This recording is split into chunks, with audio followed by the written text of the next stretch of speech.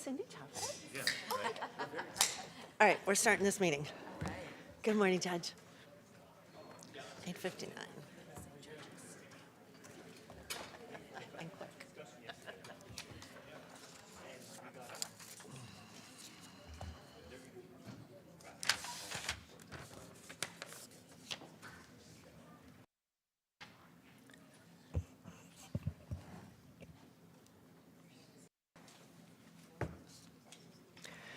Good morning. It is 9 a.m. I'm calling to order this meeting of the Public Safety and Justice Committee on Thursday, April 20th. And Dave, let's begin with a roll call, please. Good morning, Vice Chairperson Chavez.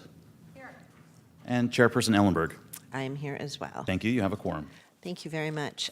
Before I turn to public comment, I just want to preempt all of the announcements and draw your attention to Kavita Narayan, who may look a little bit different this morning because she was just promoted to the Chief Assistant County Counsel. Congratulations.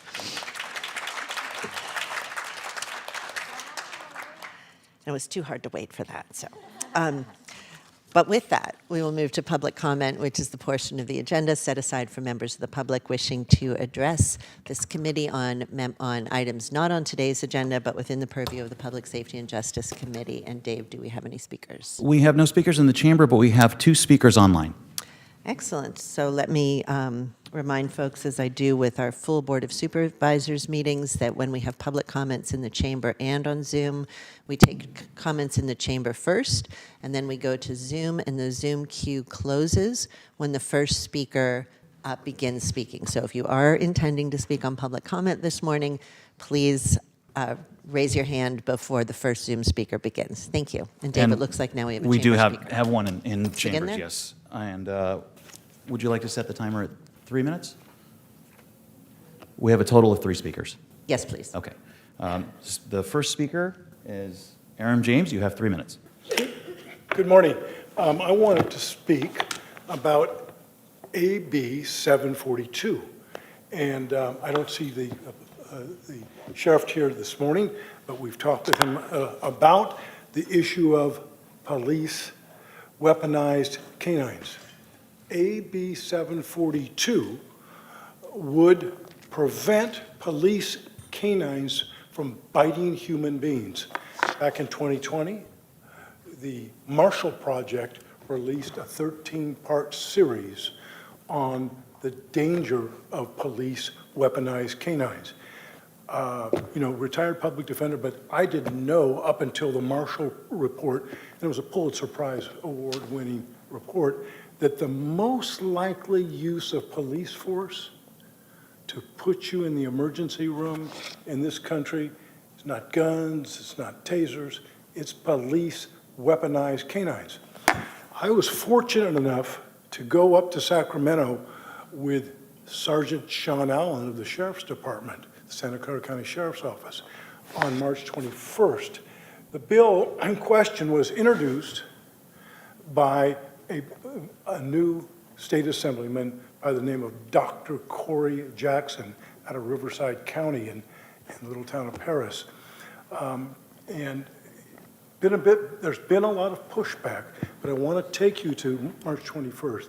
Sean Allen was asked by Dr. Corey Jackson, Assemblyman Dr. Corey Jackson, to give testimony about the over 200 canines bites that he'd seen in the county jail during his 34 years, and how some of those bites look like shark bites.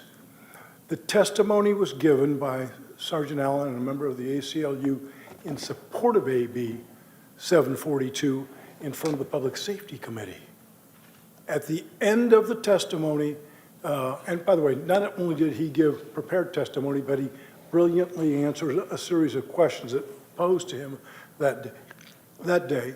And ultimately, the vote was 6-2 to move AB 742 out of the Public Safety Committee. So we haven't won yet, but this is an issue that's gotten national attention, and I'm hopeful that the Sheriff's Department is going to take a position in favor of AB 742, so we can lead the country in making certain that these police canines that go back to the time of slavery in this country, they were used by the slave catchers, and of course, the canines are disproportionately used on black and brown people in this country. The dogs often injure people very seriously. Thank you very much for the time. Thank you. A last reminder before we begin the comments on Zoom. If anyone is desiring to speak, now is the time to raise your hand. The queue will close when the first speaker begins. And it looks like the queue is staying at 2 individuals. First speaker is SCC Sheriff Transparency Group. We're asking you to unmute. Please accept the unmute. You'll have 3 minutes to speak. The timer will start when you begin speaking.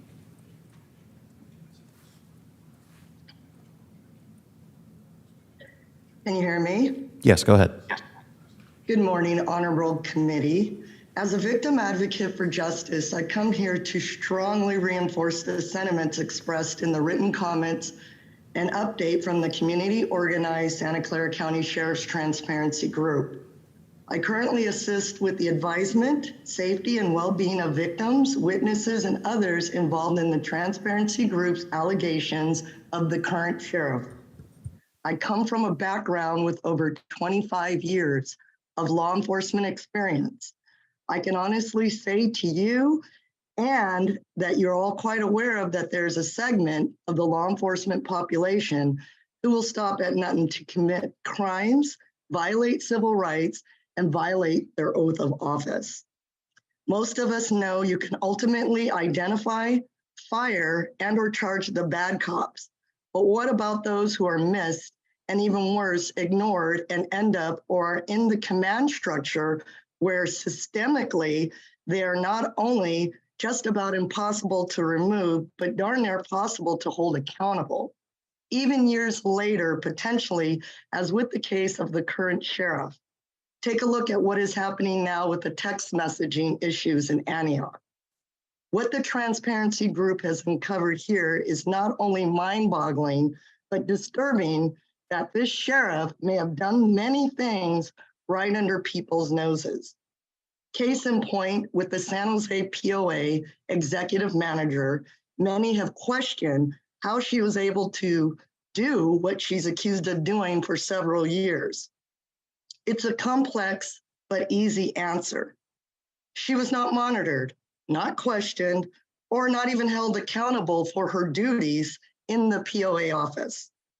There was really no system of checks and balances for employees and people like her in place that this led to her alleged dangerous actions.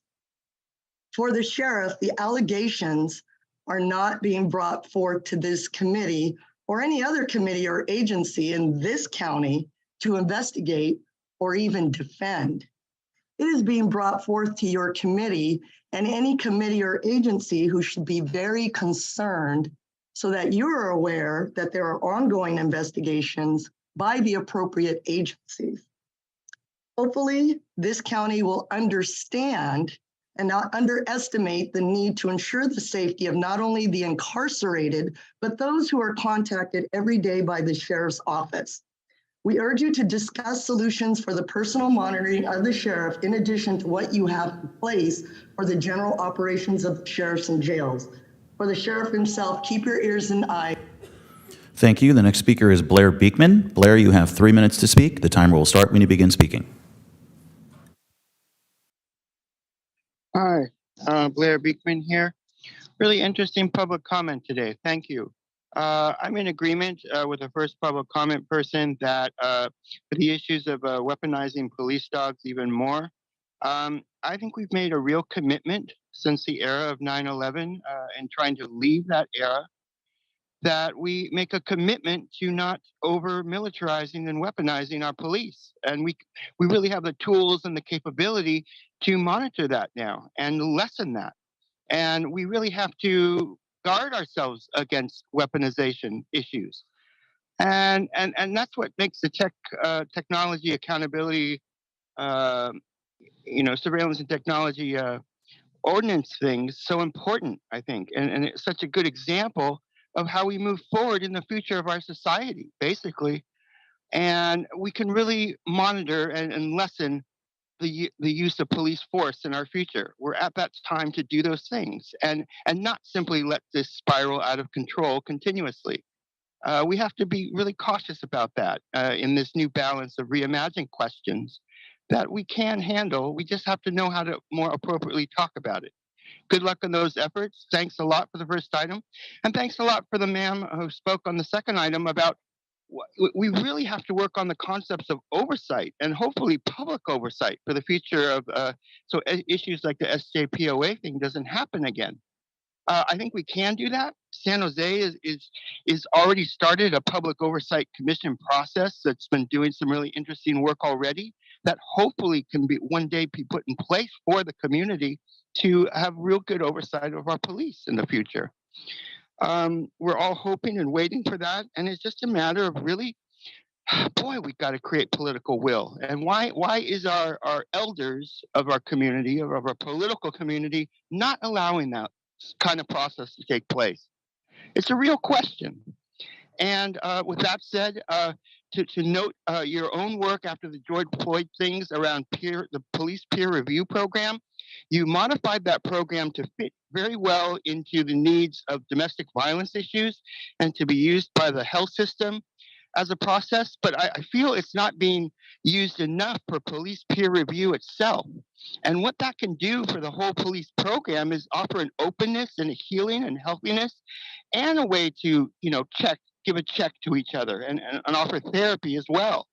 It's a really good system that I hope you can better look into now with all these SJPOA things happening. And I hope that whole investigation process is really open and clear to ourselves, like Antioch is working on making the community process. I hope we can learn how to do that here in San Jose and be open with federal agencies, a part of both. Thank you. That concludes public comment.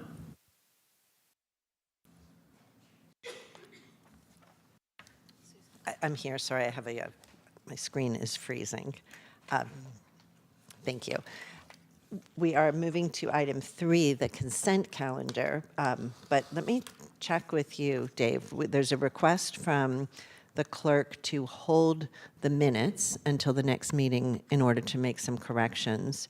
And I'm going to motion that we remove item 10, the announcements, from the consent calendar, which would leave nothing on the consent calendar. That's correct. There was a software error that reordered the items, so the announcements were moved under the consent calendar item, and they should be placed back on the regular calendar.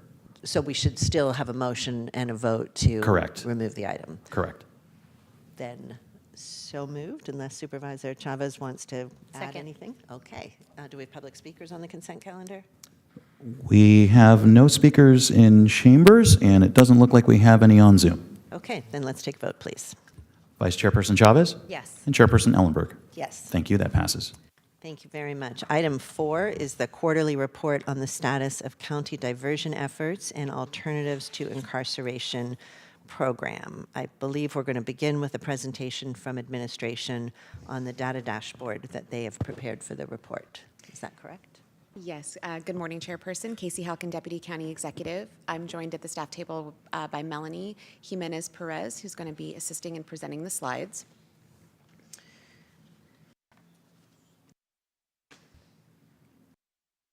Okay. So this report includes quarter 4 of 2022, October through December, compared to quarter 1 of 2023, January through March of 2023.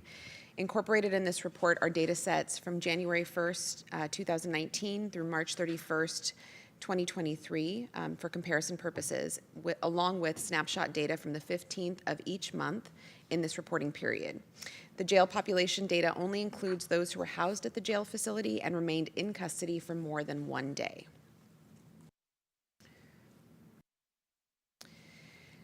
So this slide captures our average monthly jail population. The average monthly jail bookings from January 1st of 2019 through March of 31st of 2023 demonstrate that we had a peak in January 2019 for an average monthly jail population of 3,371. The jail population reached the lowest inmate census of 2005 on September 5th, 2020 during the pandemic. Since the population has increased to a monthly average of about 3,000 through November of 2022, so clearly our population has increased since our low. And from December 22 through March 2023, the average has been about 2,900.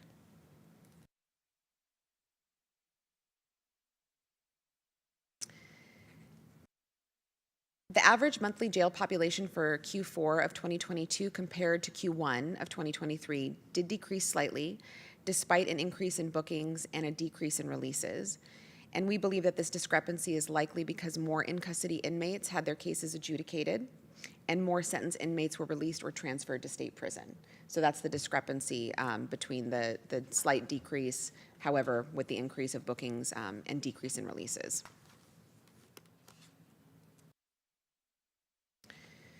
The monthly felony jail bookings peaked in August of 2022 at 1,600 and reached a low point in April of 2020 at 878. So again, what we're seeing across the board for all of our data is our low points in 2020 during the height of the pandemic, with a steady increase as our shelter-in-place orders have been concluded. For misdemeanors, the peak was about 2,000 in 2019, and the lowest was 569 again in 2020. For the 2 quarters being reviewed, the highest monthly jail bookings were in March of 2023, so very recently, and we had a booking of nearly 1,400 felony jail bookings. For quarter 4 of 2022, we had a total of 71, about 7,200 jail bookings, and of these, the highest categorized charge was a felony, and that was at about 3,800. And about 3,400 had the highest categorized charge of a misdemeanor. So felonies have been slowly ticking up over time as being our more increase around bookings, but certainly it's increased the percentage of the jail population, though the bookings still remain about 50-50. In quarter 1 of 2023, there was a total of about 7,400 jail bookings, and of these, again, 3,800 had the highest categorized charge of a felony, about 3,550 had the highest categorized charge of a misdemeanor. So very similar rates over time. So we do track our custody releases. We only track the custody releases from community or to a program.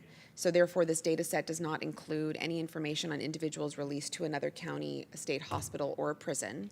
But since January of 2022, there has been an increase in average monthly releases with a peak in 2023 of about 2,300. So we are seeing more people, again, released to community and released to programming in our community. So while our releases from custody appear to have slightly decreased during quarter 1 of 2023, the number of jail releases aligns with our quarterly average from 2022 of about 6,400. And the quarter breakdown, including releases that were either sentenced or unsentenced individuals, demonstrate that the levels remained fairly stagnant, and most individuals released do remain unsentenced. So again, those are people being released to the community pending adjudication of their case. So pictured here on this slide are key data points that the committee has requested administration track and include in our reports, and most notably the average snapshot for individuals in custody for more than 3 years without a release date decreased from 160 to 156. So slowly those cases are coming down. It will take some time, and you'll hear a little bit more information about in another report on our increases in trying to working with the courts very collaboratively to increase adjudication and open courtrooms. As pictured on this slide, most inmates in custody when the snapshots were captured had the highest categorized booking charge of a felony, and the individuals were unsentenced. So again, what we've seen, and this has been reported by the Sheriff's Office over a period of time, we've seen a trend shift in our jail population to be largely felony unsentenced inmates. Booking charges categories also stayed close to the same for both quarters, with the biggest decrease in violence against a person felony, drug felony, and felony driving under the influence. However, we did see some increase in our sex felonies. It's remained relatively stable, but about 40 or 50 cases. On March 31st of 2023, there were 161 individuals in custody for 3 years or more without a scheduled release date. Those individuals collectively have 450 cases pending adjudication. The majority were male and had a booking year between 2019 and 2020. Most of the charges are sex felonies, and the second highest is a homicide felony. So that's 40% versus 37% respectively, which we would expect as those cases often take the longest to adjudicate through the system. This is additional data that the committee has been interested in. It's our assisted release court orders. So on March 31st, there were 67 individuals on the assisted release court order list who were in custody awaiting placement in a treatment program. Most of the individuals who were on the assisted release court order list were male. 51% of the orders came from Department 61, which is of course one of our collaborative courts. And as of March 31st, when this data was collected, one person had been on the list since January, 2 since February, and the remaining 63 had been added in February. So the quarterly average is continuing to decrease, but the list does fluctuate weekly. The quarterly average for quarter 1 of 2022 was 82 and decreased to a quarterly average of 68 for the first quarter of 2023. So we are seeing some improvement in getting people into programming more quickly. The highest charge category for individuals on our assisted release court order list was violence against a person at 27%, and the second highest were our property felonies at 25%. So this information will also be presented to the Reentry Network in June, and the next quarterly report with data from quarter 2 of 2023 will be presented to PSJC in August, and again to Reentry Network in October. And with that, I'm available to take any questions. Thank you so much to Deputy County Executive Casey Halkin and to all of the other partners who contributed to the report. I want to start by saying that I really appreciate seeing these critical system indicators. While, of course, it's technically available in CGIC, which all of you have access to, the public really doesn't have this access unless somebody pulls the information to share. My goal for this item has been to track progress and increase transparency on the county's priority of safely reducing incarceration. I really want to thank all of the departments. You've all been great at increasing the amount of data provided in this report, and I appreciate the time and effort that's been put into making the data visualizations. What I'm fundamentally trying to understand with the information provided in the ledge file and through the dashboard is what conclusions we can reach regarding the goal of safely reducing incarceration and what may need to be done to further that goal. And really where I'm not clear is what are the largest contributors to the jail population? Is it the length of stay? Is it the releases, the booking? Clearly the charge is a big piece, which would then lead to thinking about what we might be doing. Where are there levers that we can push even further?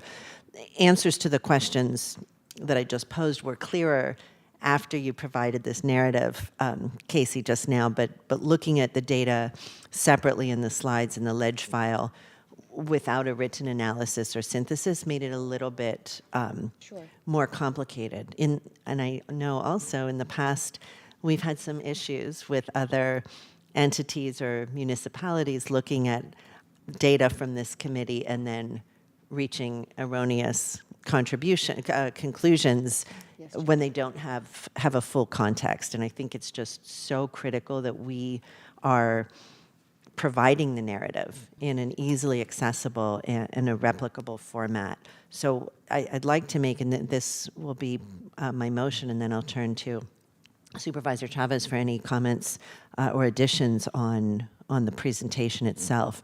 But in the next quarterly report, I'd like administration to answer 3 questions. First, how do the trends show progress toward our county's priority goal of safely reducing incarceration?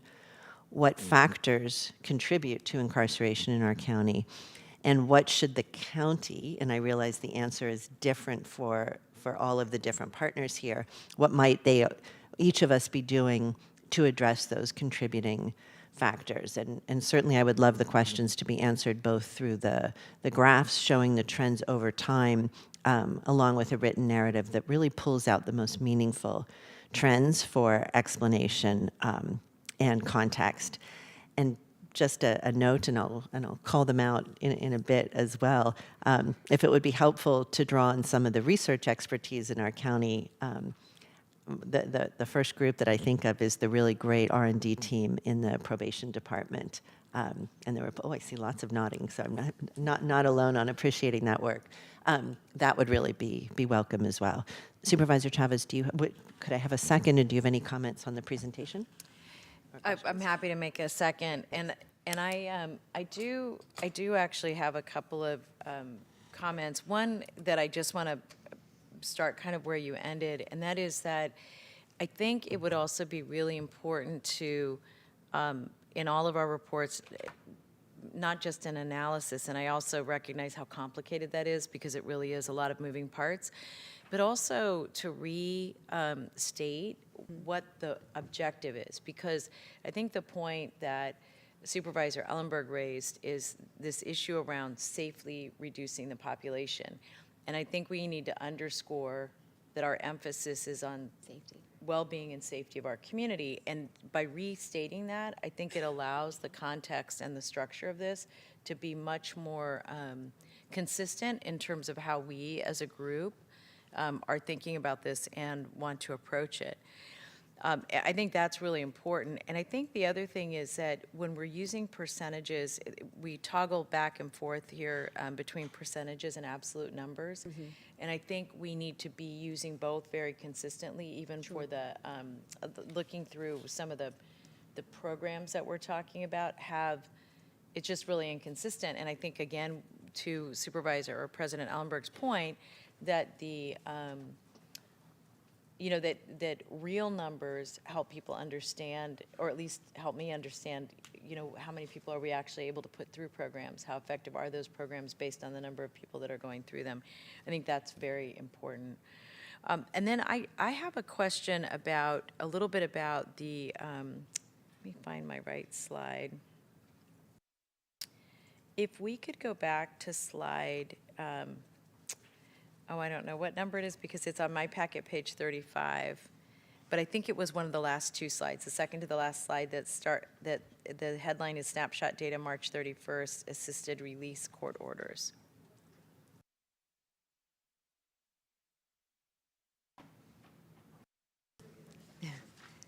We're working on it, Supervisor.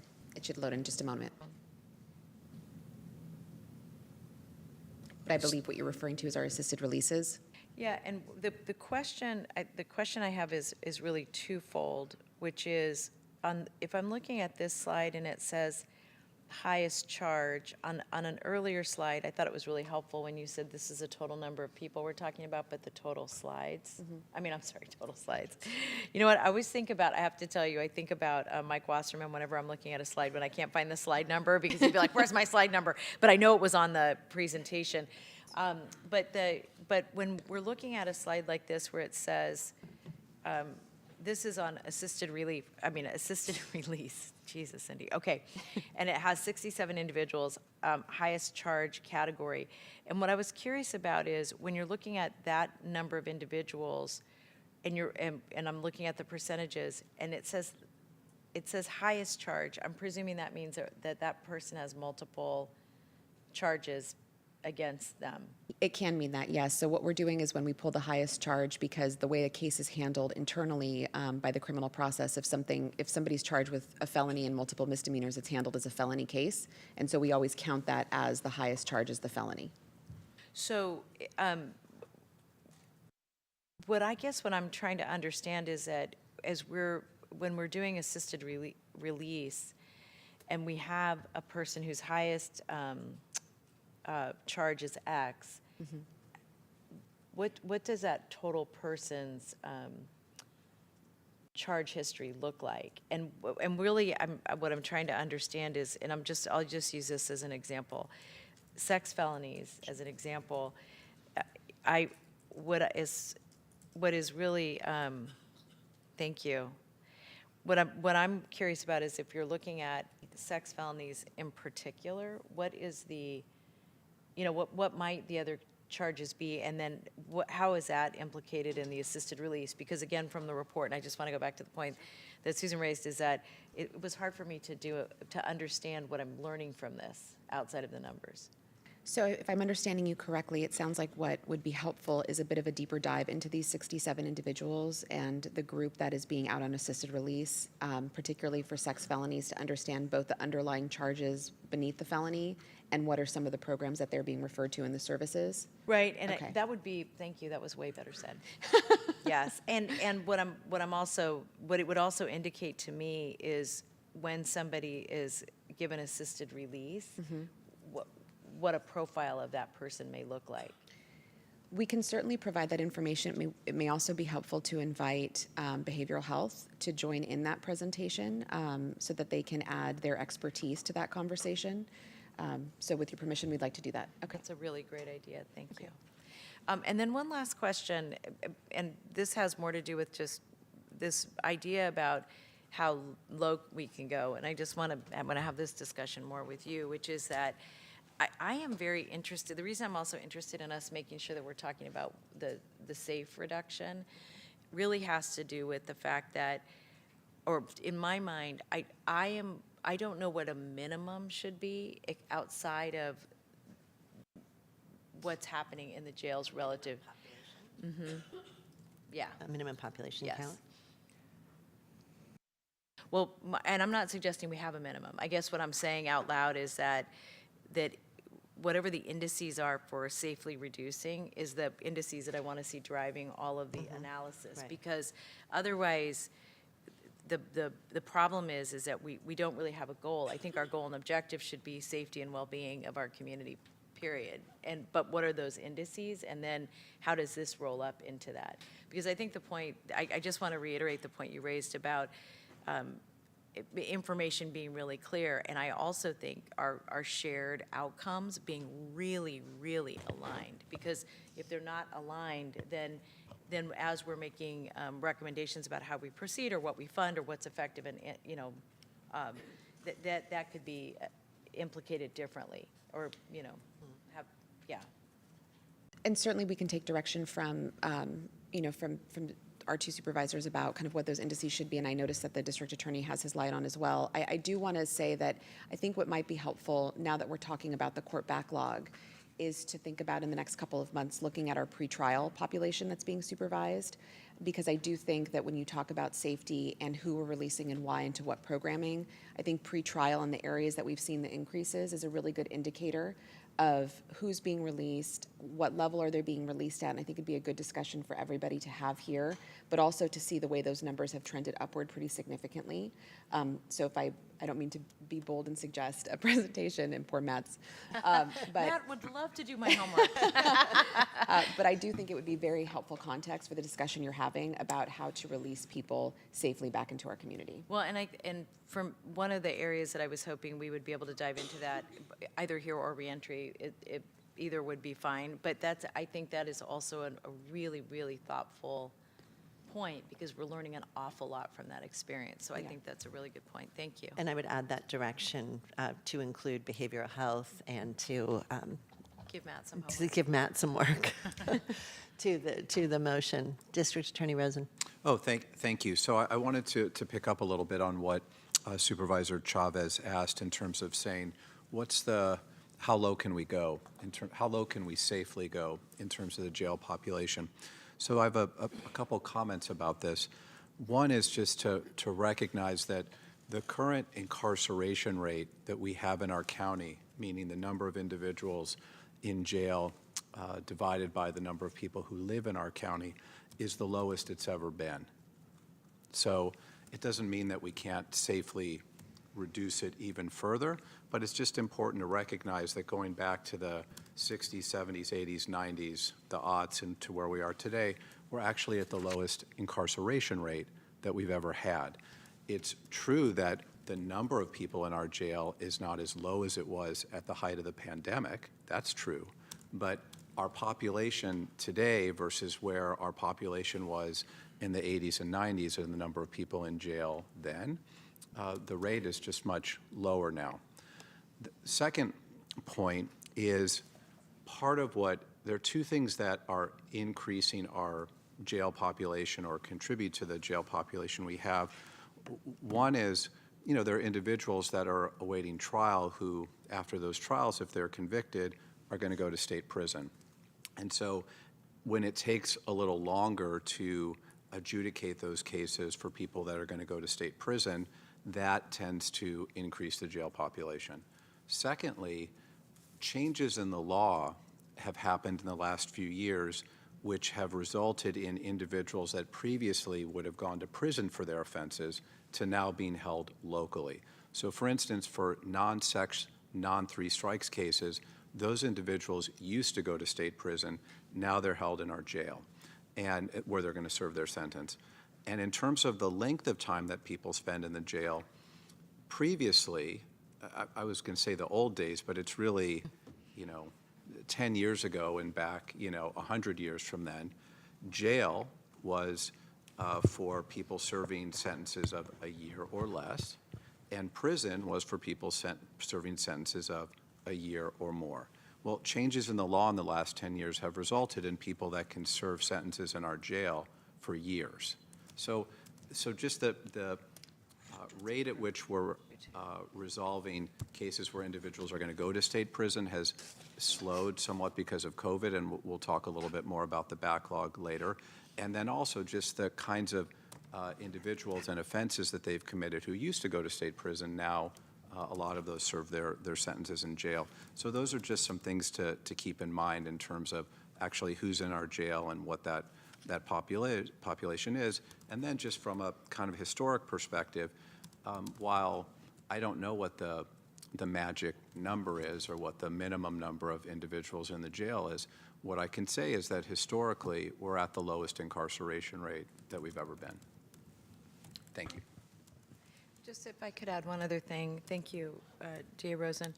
The other thing that I'm having a hard time remembering where I saw this, but when we're also presenting information overall, and I would just say this to the chair at your, based on what you're thinking about for an annual report or the like, I also think the other thing we need to take a look at are the arrest rates too of cities. And the reason I mention this is that when we think about our relationship and our partnership with our city partners,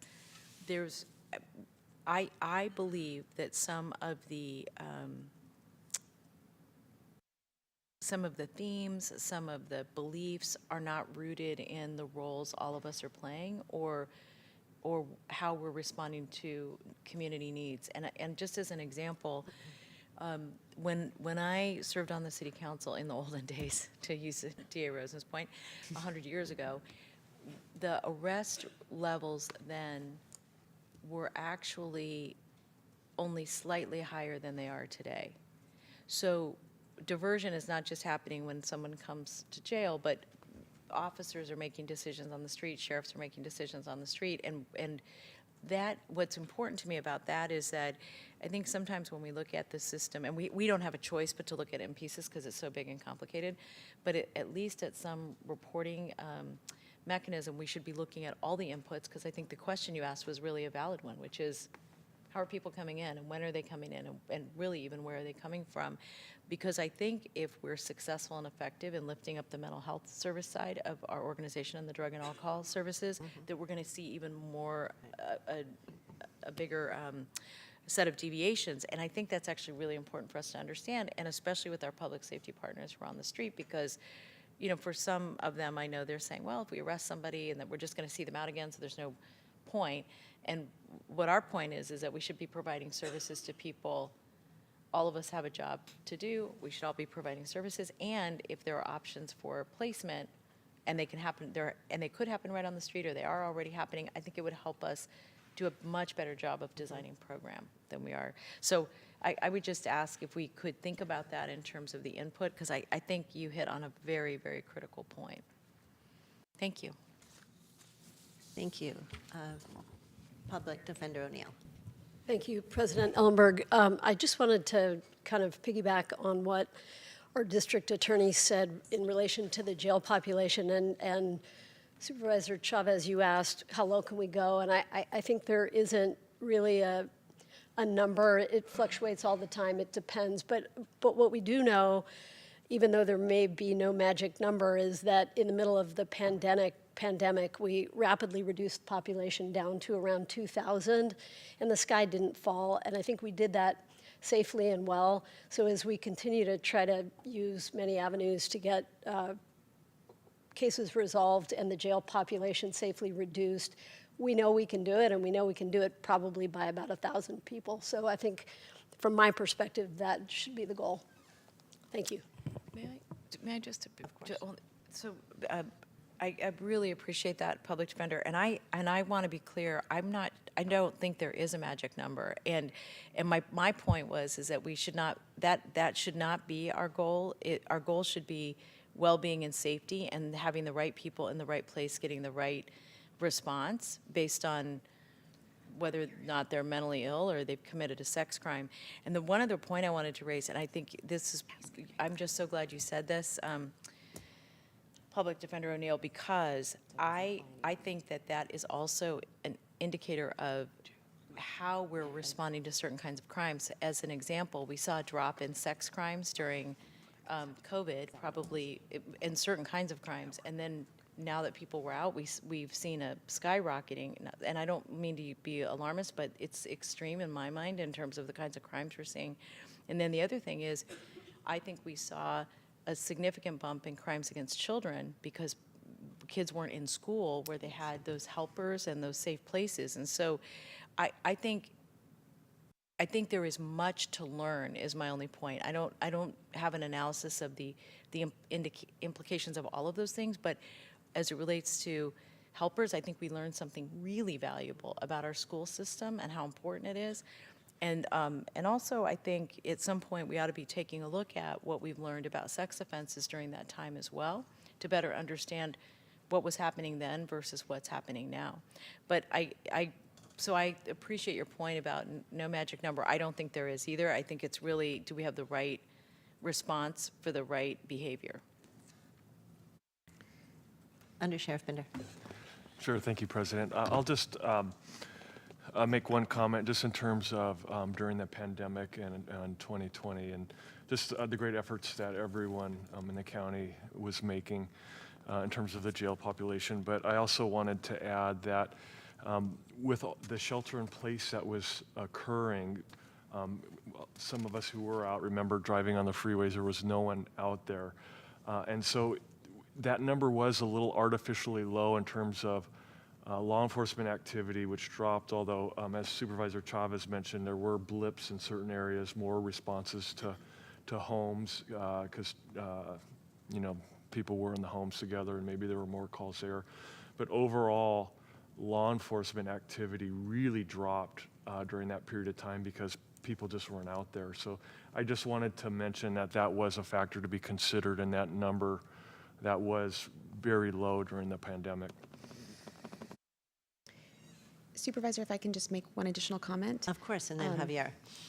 The mention of child abuse and child sexual abuse, I just want to remind everybody here that yesterday was actually the 2-year anniversary of opening of the Children's Advocacy Center. And so they're going to be doing their 2-year report to CSFC next week. And they'll be presenting the data, but they will be talking about the increase that we've seen in child abuse and child sexual abuse reporting, but also the increase in services being provided. And so as we're looking at some of those key areas of concern where we are seeing rise in crime in our community, I just wanted to highlight that so that it was on everybody's radar for next week. Thank you.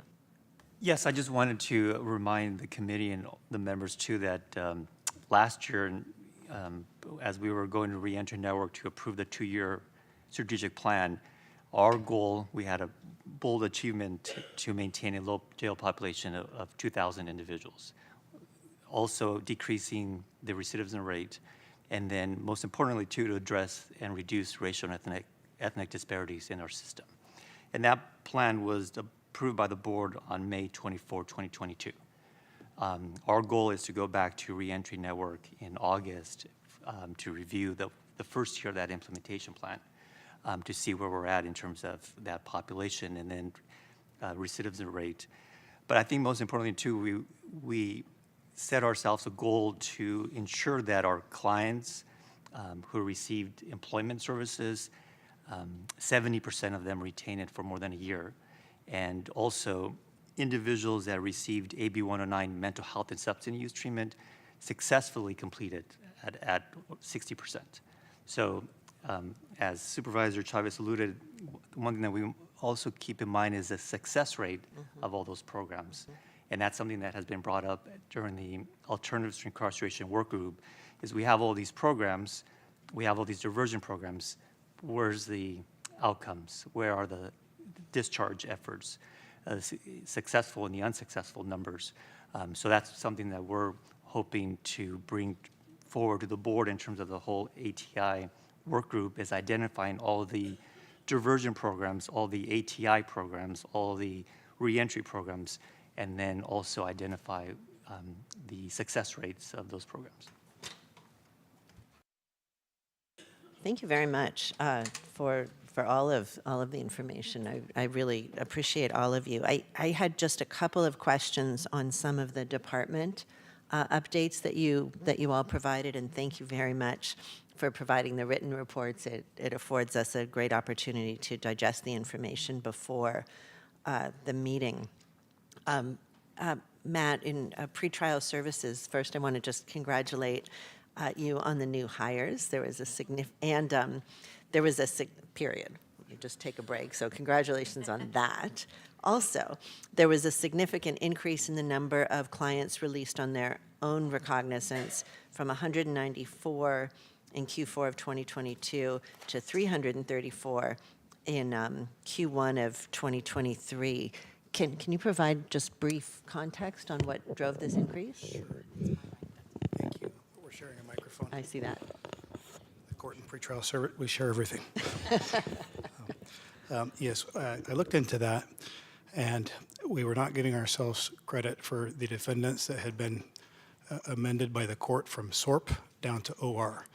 We'd only been counting or capturing in our previous reports the people that we had initially screened and were OR'd by the judges from the beginning. So now we're able to capture the group that the judges agreed to lower to OR during their supervision. That's cool, thank you. And my other question for you concerns the monthly court calendar, which was established to review cases to move clients who are compliant with conditions of release from supervised own recognizance to just own recognizance. And what spurred the creation of that calendar? The calendar was created in an effort to address unprecedented growth in pretrial services, client load, and to facilitate the case flow. I want to compliment the court for taking several different approaches to accomplishing that. Not only that monthly department, which may or may not be the most effective way to do it, or experimenting with it, but also other judges throughout the court are willing to handle cases that are kind of the department specific, like family violence cases and things like that. Expedite court hearings to get those defendants that have concerning behaviors into the court sooner. So it's several different things at once, and we'll be happy to report with you what's best working. That's great. Thank you so much. Sure. I know we're a long time on this item, so I had some questions, Javier, for the diversion and reentry, but I'm going to send them offline and just wrap this item up with really a compliment again to probation and Chief Burchard. Despite having the shortest written report of the ledge file, and we don't judge based on word count, your department's data dashboard with the KPIs graphed from 2022 to date is to me exactly what I'm hoping to see from the reports. I would recommend to all of the departments to just take a look at what model they're using for transparency and accountability, and being able to see the trends of what a department's diversion looks like in a snapshot is really immensely useful for that. So thank you. And just one brief question. Over the past year, there's been a steady decrease in the number of clients on electronic monitoring, 162 in January of 2022, down to 77 in February of this year. And I'm wondering if you can speak to that decline, which I I hope is for great reasons. Thanks for the question offhand. I don't have that information. I can certainly get that to Perfect. the board here. So. That's fine. Dave, do we have any public comment on this item? We have no speakers on this item, Madam Chair. Okay, thank you. Then let's take a roll call vote on the motion that I made earlier. Vice Chairperson Chavez So moved. and Chairperson Ellenberg. Yes. Yes. Thank you. Item 5 is a monthly update on the status of the ATI work group. So I'm going to turn to our work group facilitators with Resource Development Associates to deliver this report, which I understand is the next to last monthly update, and that we will receive a final report at the May Public Safety and Justice meeting. So go right ahead. Hi, Martha. Thank you for that. Martha Wapensky, Deputy County Executive, along with Veronica Marcello here at the staff table today. We have Megan Drasick from Research Development Associates online with Zoom via Zoom today. I do want to take a moment to express our profound appreciation to the work group members for their many months of thoughtful discourse. As you just mentioned, the final report will come back to this committee next month. And just also want to note that we plan to bring it to the full board in the month of June. So with that, I'm going to go ahead and turn it over to Megan. Thank you, Chairperson Ellenberg, and thank you, Martha. Today, I'm sharing an update on the ATI work group process, and as you've shared, we will be jumping into the full report on the final ATI report next month in the May meeting. So during the month of March, RDA held 6 sessions with the 3 ATI work groups. So again, that's the intervention at the start, the criminal legal process, and re-entry groups. So the main objectives of the 6th session was for each group to assess and revise the recommendations that they developed in session 5 back in February, as well as to discuss implementation considerations for each recommendation. This include like which agencies, organizations, or community groups should be considered for collaboration on recommendations, as well as potential budget implications. So whether it would require additional new funding or reallocated funding, or if it was more of a process or policy improvement that could be done with existing levels of funding. So you might remember in prior updates, we had used breakout groups to facilitate smaller group discussions that would allow for more participation from each work group member. For this session, though, we opted for one collective group to have these discussions. Particularly because after session 5 in February, RDA, we identified several areas of overlap between the smaller group discussions and the brainstormed recommendations that had come out of those discussions. And so after those sessions in February, we took the time to compile the small group materials into one set of recommendations and strategies for each intercept point group. And so this allowed for all work group members to participate in the same discussion and really ensure alignment between members of the smaller groups for this from prior sessions. So at this point in the process, the intervention at the start group developed 3 recommendations. The criminal legal process group developed 2, and the reentry group developed 4 recommendations. And each of these recommendations had corresponding strategies ranging from 3 strategies to up to 9 strategies per recommendation. So these sessions in March really focused on reviewing those previously brainstormed recommendations to discuss additions or changes that work group members wanted to make. So these changes often included like revising wording to clarify the recommendations or strategies, or adding detail to try to make them more specific.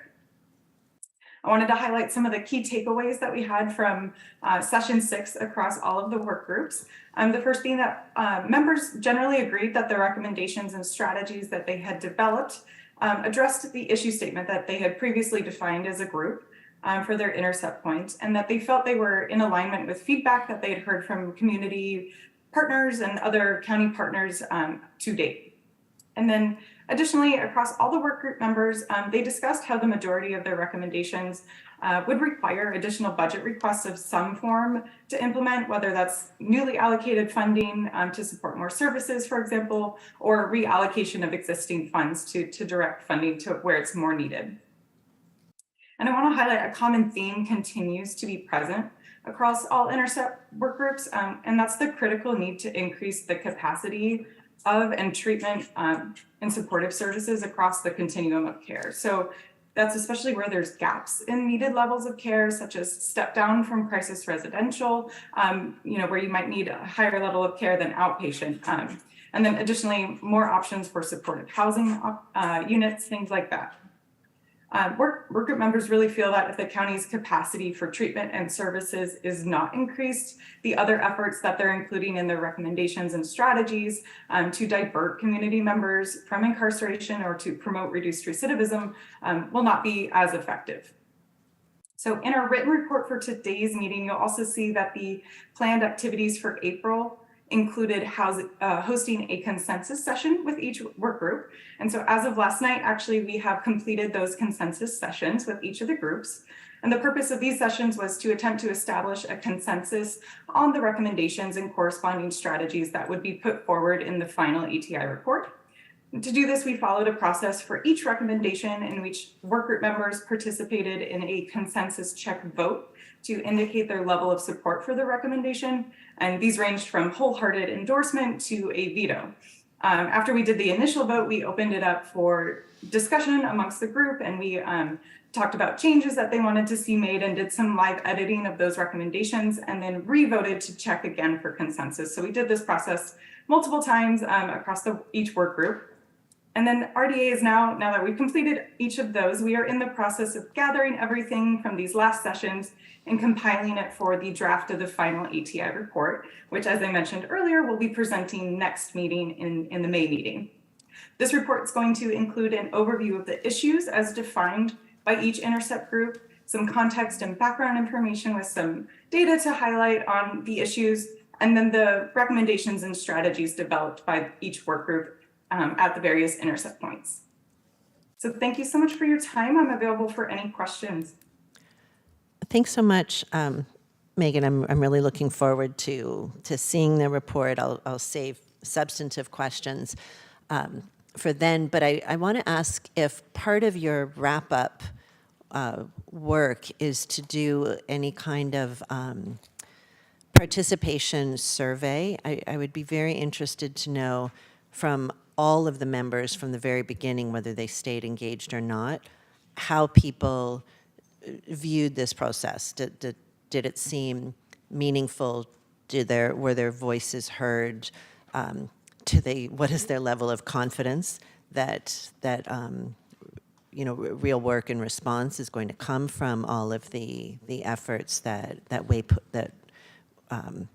they put in, and if that's not already part of your group, of your work, I would encourage it, or if it's outside the contract, maybe Auden and Martha can work on that, but I think that's a really important piece. We've done a number of community engagement projects, and I think sometimes a piece we are lacking is process improvement. What did people think went well? What do we need to do better? Because I'm sure this wasn't our last report, our last community group. And then finally, and this is probably more to Martha and Auden, but if we could have a couple of the community members, if anybody is interested from the ATIs, come and present as well, preferably not county department folks, because you all already have a platform. But if there's anybody from any of the groups that wants to come and present, I think that would be really worthwhile for us to hear. Thank you. Supervisor Chavez, any questions? Do we have any public comment? We have no public speakers on this item, Madam Chair. Okay, any comments from any of the folks up here on the dais? No, looks good. We don't need a motion. There's no action other than receiving the report. Thank you very much. Item 6 is the court backlog status update. And Greta, you're beginning that, correct? That's right. It's not on. Nope. Thank you, Supervisor Chavez. And good morning, everybody. Apologies for being a little bit late. We had some calendar kerfuffles for both Jeff and me this morning, but happy to be here with you and happy to report that there's been really wonderful collaborative work being done by the court, the sheriff's office, the public defender's office, the district attorney's office, many other court partners on trying to really get our arms around creative, operationally focused strategies to address what is just a huge challenge related to the post-pandemic court backlog, and very significant progress made in getting additional courtrooms online, trying to identify other system and process improvement efforts, trying to also think creatively about how we utilize areas of resource that are particularly limited, including the limited availability of certified court reporters, and making sure that where we have needs in those areas, we're using them really only where there is a must-have for court reporting as opposed to a preference for court reporting. But with that, I want to make sure I can turn it over to some of the folks who've been really in the trenches trying to figure out good solutions up here at the dais to give some more details. Maybe I'll start by turning it over to Judge McGowan. Thank you. I do have a number of issues to report out on, and I invite, with your permission, President Ellenberg, any interruption by topic, if that's appropriate. Let me begin by thanking Sheriff Johnson, Under Sheriff Bender, Captain Dan Rodriguez, and the entire Sheriff's Office. I don't often get to share good news, but the Sheriff's Office has reprioritized staffing the court as a priority. As a result, this week we've opened 2 additional felony trial courtrooms. We expect a third to open next month. That will, we expect, reduce the jail population significantly with trials getting out. I will share specific numbers in just a moment, but I can't thank enough the Sheriff's Office and the county for reprioritizing the court. The court still has 2 closed courthouses, but now we're down to maybe 10 remote-only departments, and this time last month we had 3 closed courthouses, including one that houses 16 different courtrooms. So this is a significant improvement for the court. We continue to move staffing from one court to another to maximize our usage, but it's just not possible given the law, which requires us to exclusively contract with the Sheriff's Office, which brings me to the district attorney and the district attorney's office. Jeff Rosen has reassigned 3 investigators as sheriff reservist, which means that they are now able to help staff courtrooms as well. Those 3 people make us able to open more courtrooms. With those additions, let me just briefly touch on some of the shortages, just so we're all clear. The court is now able to run roughly 40 criminal courtrooms on a daily basis. We still have only 26 court reporters for some of those mandated departments, so we are requesting and trying to utilize electronic recording equipment, albeit over the objection of the fine folks to my right. But when able, we are trying to utilize electronic recording equipment. For the first time in 3 years, time-waived felony trials will begin being heard on May 1st. Our current backlog of time-waived felony trials with priority is 114 cases. Our time-not-waived felony trials is 79 cases, and we have between 500 and 600 felony cases that are still in a pretrial setting. Now, before we get in any argument about data and statistics, I heard Casey's excellent report, but let me please point out that the court does not use CJIC. So the court's data is based on Odyssey, which is what the court uses, and my figures are dated April 12th of this year, and at times will not coincide with what the county uses. Since you Yes, authorized please. interruptions, Yes. Is your data shareable? Can we look, or can we have access to it? It would be so interesting to be able to compare and understand the discrepancies. There are discrepancies, and often it is based on when the snapshot of the data is taken. We do share our data, and I will share everything I have with me right now.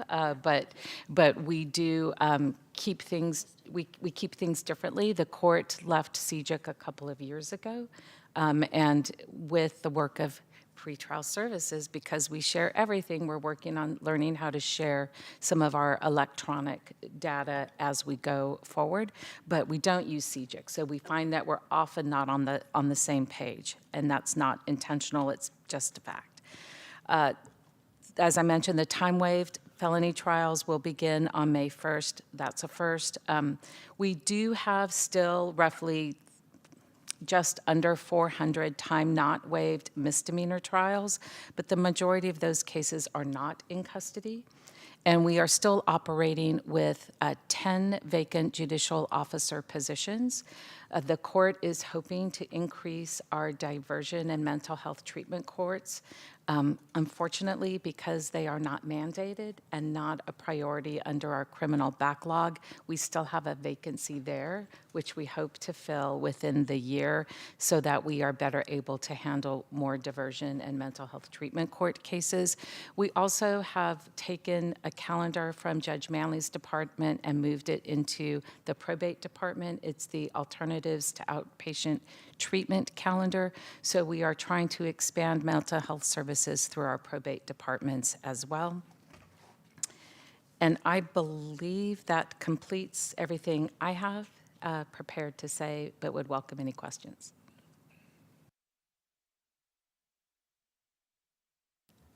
Thank you very much. Should I ask for rebuttals as well? Please don't. Thank you. No. But Judge McGowan, I really appreciate the insight and the explanations. And it sounds like the challenges are really based in workforce availability. If I didn't thank profusely enough, let me thank again the DA's office and the sheriff's office. That allows us to open courtrooms. We do have internal staffing, which allows us to run courtrooms remotely. We have 3 criminal courtrooms that are staffed with judges and clerks and everything else, but they're still closed, and we run them remotely. So we are seeking every opportunity to keep courtrooms running, even if we don't have deputies. But the court's staffing problem now will be primarily with court reporters. Excellent. Thank you very much. Greta. Well, I was just going to say a little. Keep wanting to use my own mic. We have technology problems too.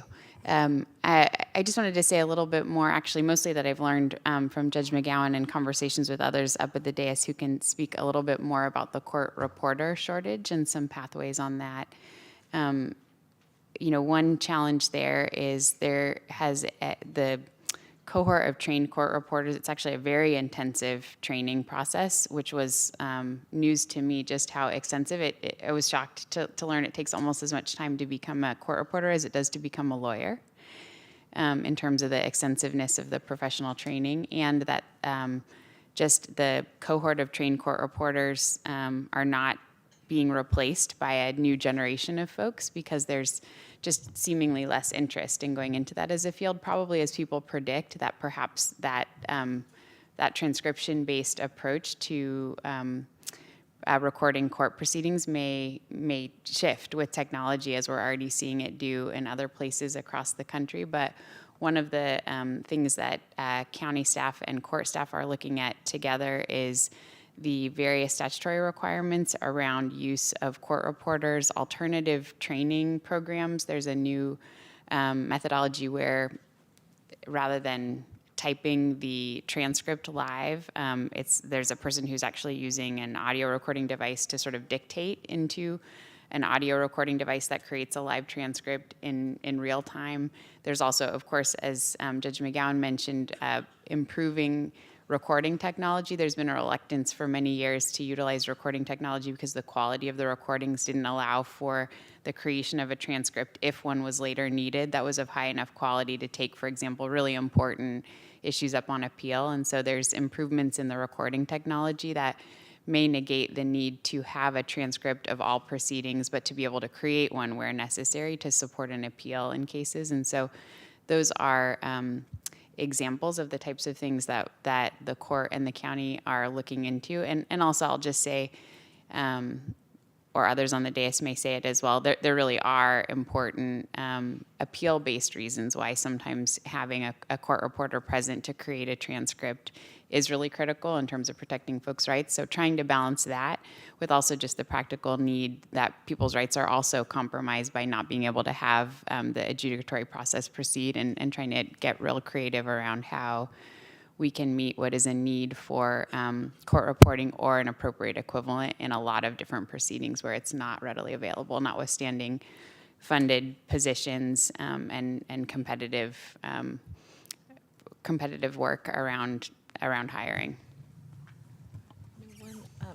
If I could, just to ask a question, are we okay with the number of translators that are available in the courtroom? Or is that another issue? That's another issue as well. We have a significant shortage of certified interpreters. Most interpreters prefer to work independently, so we do hire independent interpreters as well, but they still have to be court certified, which is a level of certification that's Very high, yes. Right. I mean, one reason I raise that is that we at the county have a language policy that is really being re-examined, and we have a number of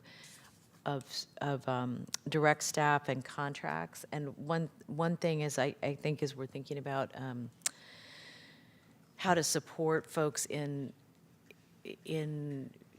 getting an opportunity to move to the next level. Maybe something we look at similar to what we're doing for mental health providers right now in terms of how we're supporting their efforts. And the reason is I think we're going to continue to need that service at the county, but it really shouldn't be so choppy that it's in, like you can only be here versus getting training in another location.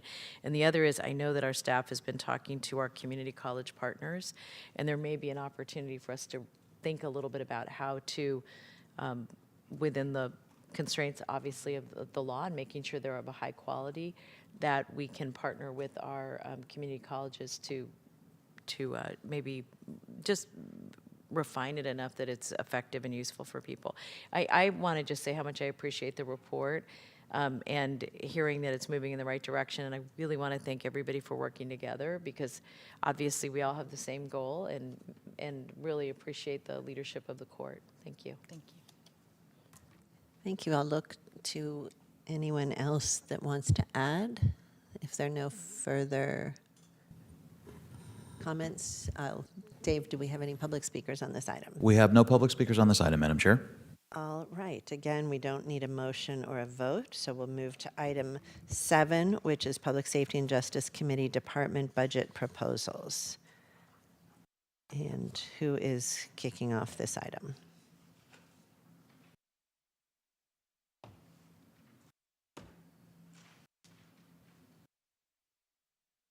Nobody's in charge of us? Well, then let me look to any of the, we do have the proposals in writing. The board will be diving into all of these in our workshop sessions coming up. So I guess I would just then ask at this time, do any of the departments wish to supplement the written material with any verbal comments? Any public speakers on item 7? We have no public speakers on this item, Madam Chair. Okay. Hang on 1 second. Nope. That is fine. That brings us to item 9, which is, of course, go right ahead. Actually had two please. questions. I wanted to make sure that I first of all, let me just say I love being able to see your proposals. It's really helpful. It's also always it reinforces for me the importance of something when you've got two departments looking at the same, trying to work together to solve the same kind of problem. And this actually may be a question for you, President Ellenberg, but I was looking at the probation department's request for a secure youth treatment facility, and I wondered if that's part of the CIP discussion that you were raising at a previous meeting or not. And that's our capital budget, Nick. I just didn't know if it was already in a capital plan or not, Yeah, based on the discussions we've been The funding specifically is not to build a new facility. It's to support the services of the youth coming back, and there is some budget requests through our grants that we have, so they're not general fund impacted for new facilities as far as PE field that we're. Can you speak closer to your mic, please? So a sports and PE field that we would have at Juvenile Hall, so that the secure youth track facility youth and our other youth would be able to have more outdoor time as well. So a lot of the funding has to do with those specific requests and increasing some of the programs and services for our secure youth track facilities. And it is through CIP, yes, but it's through grant funds, not general fund. Oh, okay. Thank you. I've been trying to get my arms around that CIP program, so that's why that popped in my head. Yep. And then another just, and this is more of a broad question about, and I'm looking at the crime lab in particular, about the information systems and the digital evidence management systems. What I'm wondering, this says with an emphasis on being able to provide discovery to defense counsel relative to digital evidence management system. And is the speed here related to the new system's ability to share data more readily, or is it that the digital evidence management system is just so old and clunky that it's just it just adds to the time to be able to share information and data? The system is a little bit old, and we're updating it. So the increase in time, I mean, the increase in the system, or the improvements in the system decrease time just because the old one's slow? Yes. Okay, thank you, that's really helpful. And then to our public defender, just a question about this is kind of interesting because I'm on the scope of tablet access. So I know this is going to sound like a weird question, but is this like more access to new programming that we don't have for them? Supervisor Chavez, I'm going to ask, and are you referring to the very The tablet access, it says expanding the scope of tablet access. And what I'm not understanding is this a need for more TSS support, or is it actually that we're trying to include more programs so that folks have access to them on their tablets? We may ask Assistant Public Defender Sarah McCarthy to come up, but I believe that was not a specific budget ask of ours, but I believe this is the matter that came up previously related to increasing access through tablets by across county agencies that TSS is overseeing as a project. Oh, okay. Maybe if you wouldn't mind, if one of your staff can just Of shoot course. us a note, and to both President Ellenberg and I, because one of the issues that I'm trying to get my arms around is to understand what are the core systems of the institution that need to be strengthened, like TSS, versus what are the software issues that we're having. So that's really helpful. Thank you. Sure, I'd be happy to circle back. Thank you.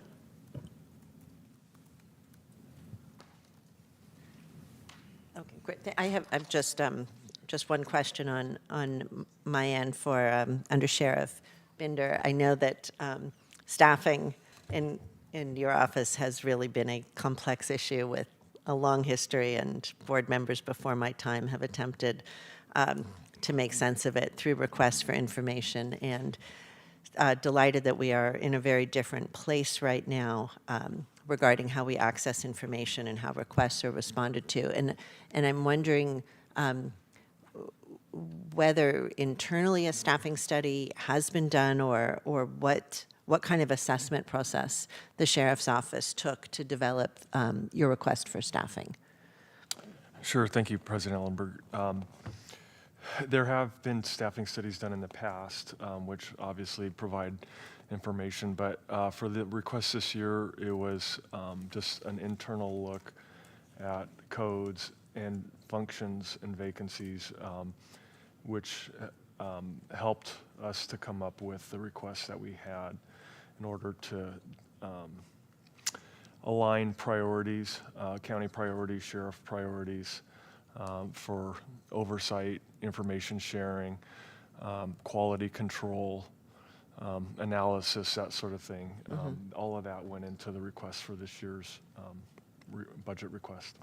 Okay, and to be clear, I'm not disputing the number. I'm just trying to understand how we arrived at it. And is it, what is the probability or likelihood and strategy of actually filling vacant positions?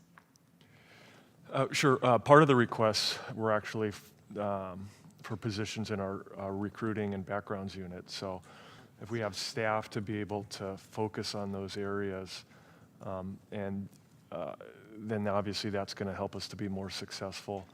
And it is complex, like you mentioned, and there's a lot of dynamics at play just in the law enforcement desirability as a career in general, not just for Santa Clara County Sheriff's Office, but in general.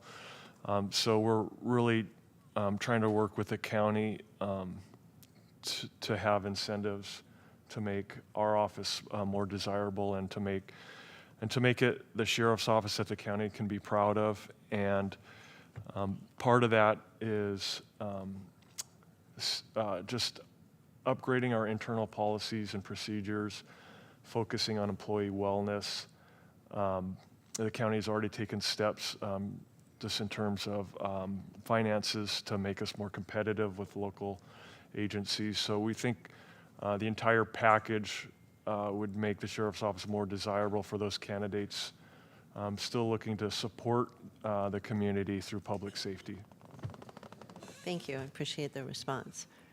We did public comment. We looked for public comment a few moments ago. So item 9 are announcements from any of the good folks on either side of me. Public Defender O'Neill. Thank you, President Ellenberg. I just wanted to make a comment, which is I've been sitting up here for about 10 years, and I think this is the first time there have been more women on the dais than men. So I just wanted to speak it out loud. Thank you.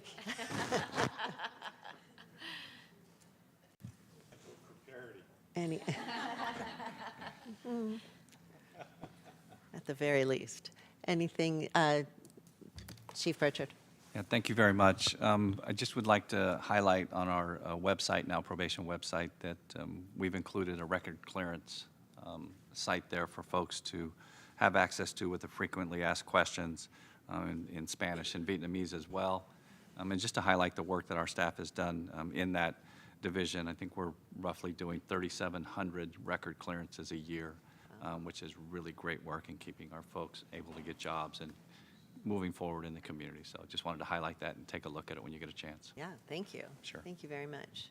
Javier? Yep, I just want to announce that on Friday, April 28th, we'll be celebrating 5 years of the Reentry Center in Gilroy, and we'll be honored to have Supervisor Arenas, our CEO Jeff Smith, speak along with some clients, and then our 2 police chiefs in Gilroy and Morgan Hill will be present. So we have about 130 individuals that have RSVP'd. We'll be asking folks to park along the different areas, but we're really excited to celebrate 5 years at the Reentry Center, and we are looking forward to having a strong partnership with Galvin College, the community college there. The president of that college is really excited about some great opportunities, along with some of our CBOs that are gearing up to propose some social enterprises down in South County. Thank you. Fantastic. That's wonderful news. Thank you. Last look. All right, item 10 is to adjourn. I'm adjourning this meeting to Thursday, May 11th, 2023, back at our usual time of 10 a.m. right here. Thank you, everyone. Thank you, Dave, and thank you to the Creativity folks in the back. Have a good day, everyone.